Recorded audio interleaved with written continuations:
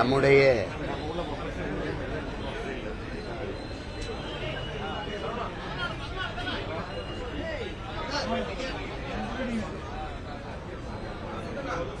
மனங்களில் எல்லாம் மறையாது மதிப்போடும் அன்போடும் வாழ்ந்து கொண்டிருக்கிற கேப்டன் விஜயகாந்த் அவர்களினுடைய 2ஆம் ஆண்டு நினைவு நாள் இன்று.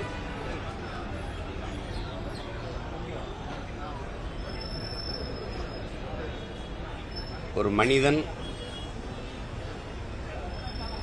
எப்படி வாழ்ந்தான் என்பது அவன் மறைவுக்கு பிறகு மக்களின் மனங்களில் நிலைத்து வாழ்வதை பொறுத்துத்தான் மதிப்பிட முடியும். நம்முடைய கேப்டன் அவர்கள்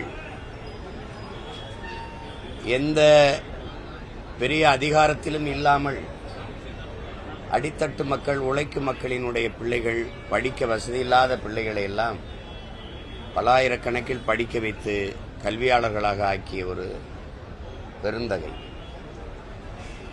அவரால் IAS IPS ஆன அதிகாரிகள் ஆயிரக்கணக்கில் இருப்பார்கள். அப்படிப்பட்ட ஒரு அரிய பணியை செய்தவர். சமத்துவம், சகோதரத்துவம் எல்லாம் சொல்லளவில் இருந்ததை செயல்படுத்தியவர். திரைப்படத்துறையில் பணியாற்றுகிற போது இவர் சாப்பாடுகிற பரிமாறுகிற பையன்தானே, இவன் தளத்தை துடைத்து சுத்தம் செய்கிற பையன்தானே என்றெல்லாம் பார்க்காமல் அவர்களோடெல்லாம் சமமாக அமர்ந்து உணவு உண்ணக்கூடிய, தோள் மேல் கை போட்டு அவர்களோடு அன்பாக பேசக்கூடிய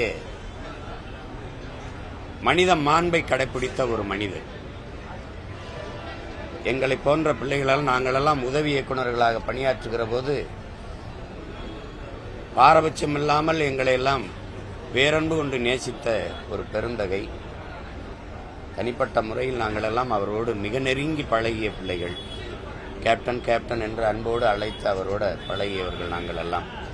கேப்டன் என்பதே கேப்டன் பிரபாகரன் என்ற படத்தை அவர் தயாரித்து நடித்தார். அதிலே இயக்கிய எங்கள் அண்ணன் செல்வமணியிடத்தில் அவர் சொன்னதாக எங்கள் அண்ணன் செல்வமணி சொல்கிறார், ஒரு மிகப்பெரிய நம் தலைவருடைய பெயரை வைக்கிறோம், இந்த படத்தை சிறப்பாக நாம் எடுத்துவிட வேண்டும் என்று சொல்லி அவ்வளவு ஈடுபாடோட ஈழ விடுதலையும் தலைவரையும் நேசித்த ஒரு மகன் நம்முடைய கேப்டன் அவர்கள். அதுவே அந்த படத்தினுடைய கேப்டனுங்கிற அந்த பெயரே அவருக்கு ஒரு செல்ல பெயராக அவர் அடையாளமாக மாறிப்போனது. தமிழ் மக்கள் எல்லோரும் அவரை கேப்டன் கேப்டன் என்று அன்போடு அழைக்கத் தொடங்கினார். அப்படிப்பட்ட ஒரு மனிதர். ஒரு மனிதன் நல்ல தலைவனாக இருந்தானா, ஒருவர் நல்ல தலைவனாக இருந்தானா, நல்ல நடிகராக இருந்தாரா, அதெல்லாம் இல்லை. ஆனால் அவர் மனிதனாக இருந்தாராங்கிறதான் இங்கே இருக்கிற கேள்வி. யாராலும் குறை சொல்ல முடியாத மாற்று சிந்தனை, மாற்று கருத்து, மாற்று கட்சி இருக்கிறவர்கள் கூட கேப்டன் விஜயகாந்த் என்றால் மிகச்சிறந்த மனிதர் என்கிற சொல்லை யாரும் மறுத்து சொல்ல முடியாது. அப்படிப்பட்ட ஒரு மனிதராக வாழ்ந்த மகன் இன்று நம்மோடு இல்லை. ஒரு உடலால் நம்மோடு இல்லை ஒழிய உணர்வால் நம்மோடு வாழ்ந்து கொண்டிருக்கிறார். அவரை இன்னைக்கு இழந்திருக்கிற, அவரை நேசித்து நிற்கிற மக்கள், குறிப்பாக அன்னியார் பிரேமலதா தம்பிகள், விஜய் பிரபாகரன், சண்முக பாண்டியன், என் அன்பிற்கினிய உடன் பிறந்தார் சுதீஷ் அவர்கள் எல்லோருக்கும் என்னுடைய ஆறுதலை சொல்லி கேப்டன் உடனான நினைவை நான் பகிர்ந்து கொள்கிறேன். வணக்கம்.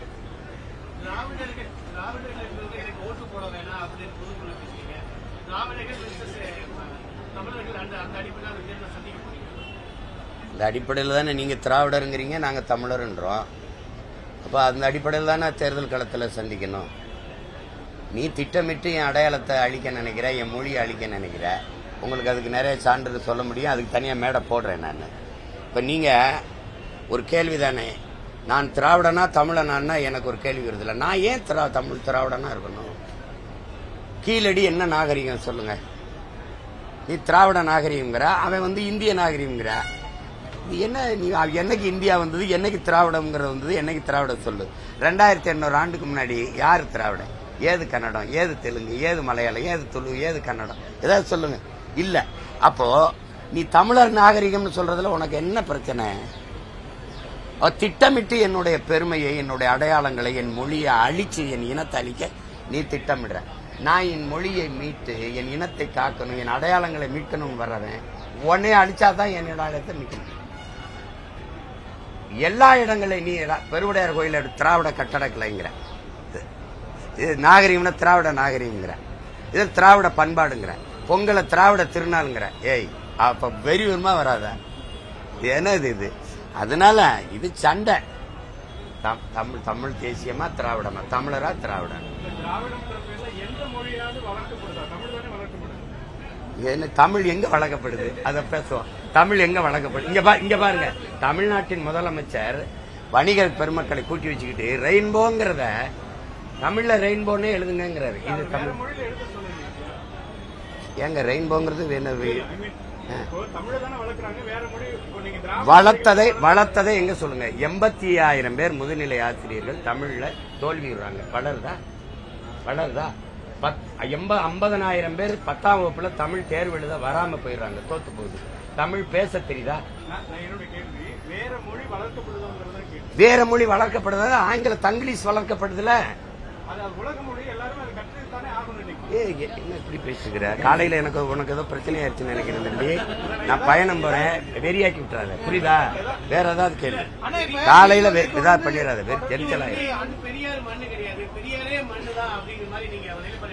அதுல திரும்ப தான் சொல்றேன். பெரியாருக்கு என்ன மண் இருக்கு? முதல் நீ யார் பெரியார்? ஏன் இது கியாப்பை விஸ்வநாதன் மண்ணு, அண்ணல் தங்க மண்ணு, அயோத்தியாசர் மண்ணு, வெட்டமலை சீனிவாசன் மண்ணு, காமராஜ் மண்ணு, கக்கன் மண்ணு, இல்ல மூவேந்தர் மண்ணு, சேர சோழ பாண்டியன் அப்படிலாம் சொல்ல மாட்டேற. செக்கெழுத்த செம்மலியம் பாட்ட வாவூசி மண்ணு. என்ன உனக்கு மண்ணு இருக்குது? இது அள்ளி தின்னு எல்லாத்தையும் ஏறி தின்னு. எங்க மண்ணு வச்சிருக்க? எங்க மண்ணு வச்சிருக்க? என்ன மண்ணாக்கி வச்சிருக்க நீ? தம்பி காலையில வெறியேற்றி விடாது தம்பி, முக்கியமான வேலைக்கு போயிட்டு இருக்க நீ.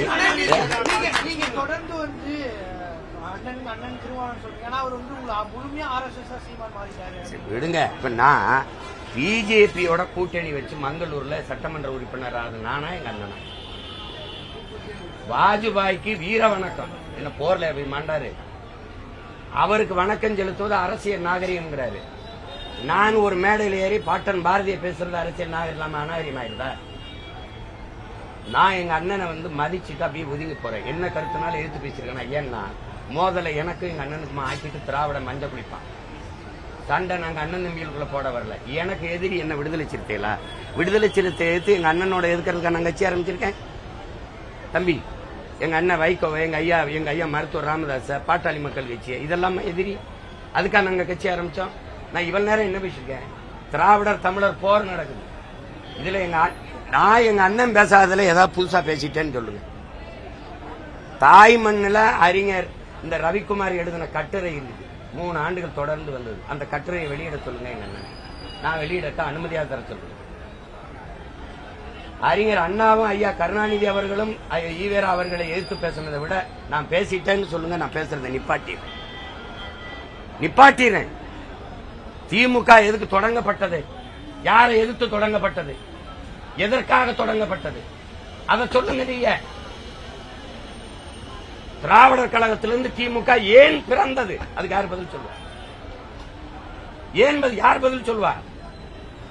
இன்னும் கிழவனை கைது செய்யாம ஏன் விட்டு வச்சிருக்கீங்க? சட்டசபையில பேசணும் ஐயா கருணாநிதியா இல்லையா? அப்புறம் நீங்க அதை விடவா நான் ஏத்துட்டேன். நான் கேள்வி கேட்கிறேன். நீ ஏன் என் மொழியை தனி என்ன, இந்த மொழியை ஒளின்னு ஏன் சொல்ற? என் இலக்கியங்களை எல்லாம் நீ சிலப்பதிகாரம், உனக்கு நெஞ்சை எல்லும் சிலப்பதிகாரம்னு பாரதி பாடுறான். இதை நீ வேசி கதைங்கிற. இப்ப வெறிவரமா வராது, ஏதாவது பேசிக்காத. நம்ம போகணும் அவசரம்.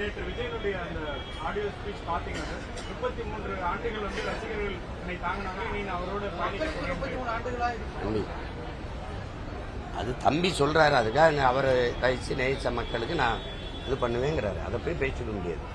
அவ்வளவு இவர் நினைக்கிற அவர் பேசுறதுல அவ்வளவு நேரம் அண்ணனுக்கு இல்ல. அவர் பேசுறதெல்லாம் கேட்குறேன்.